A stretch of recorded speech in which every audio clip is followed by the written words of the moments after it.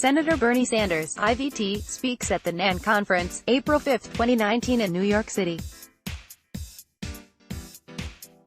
Hollis Johnson, Business Insider. 2020 Democratic presidential candidate Bernie Sanders' campaign team published a letter on Saturday demanding the Washington Post retract a recent fact-check article.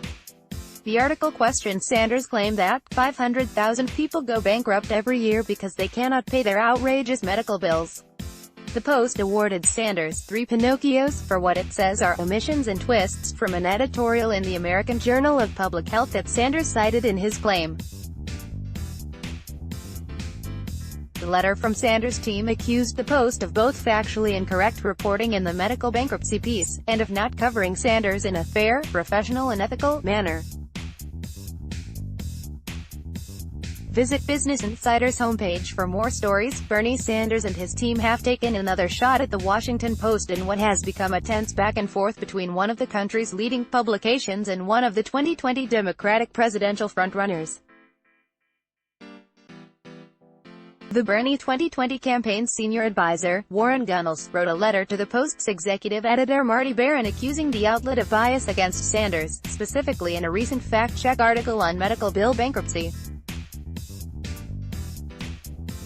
Gunnels published the letter online on Saturday, and demanded the Post retract the fact-check.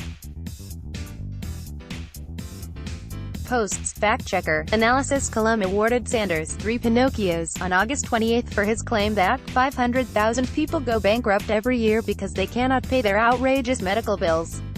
The column uses a scale of Pinocchios, ranging from 1 to bottomless, to evaluate claims made by politicians.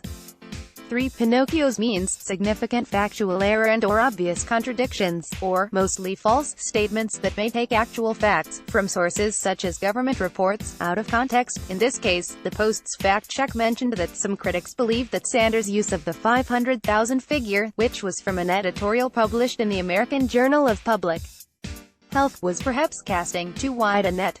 The fact-check said that the actual study published in the journal surveyed people who had gone bankrupt in part due to medical bills, not necessarily entirely because of their medical bills. Sanders glosses over those nuances, stating that healthcare costs drove people to bankruptcy in all 500,000 cases. The study he's citing doesn't establish that. The Post's article said. This isn't the first time in recent weeks that Sanders and his team have found fault with the Post's coverage of him. Getty Images. Read more. Bernie Sanders wants to slash $81 billion in medical debt, saying that he is sick and tired of seeing it trap people in long-term poverty. The article's reasoning and semantics did not go over well with Sanders' team, especially because the researcher who wrote the American Journal of Public Health editorial told the Post he agreed with Sanders' interpretation. In his letter to Baron, Gunnels asks that the Post's August 28 column be retracted entirely and that the paper commit to covering Sanders in a fair, professional and ethical manner that finally starts honoring the most basic standards of accuracy. The request echoes a paragraph prefacing the letter online that accused the Post of repeatedly publishing factually incorrect articles and analysis about Sanders. This isn't the first time in recent weeks that Sanders and his team have found fault with the Post's coverage of him.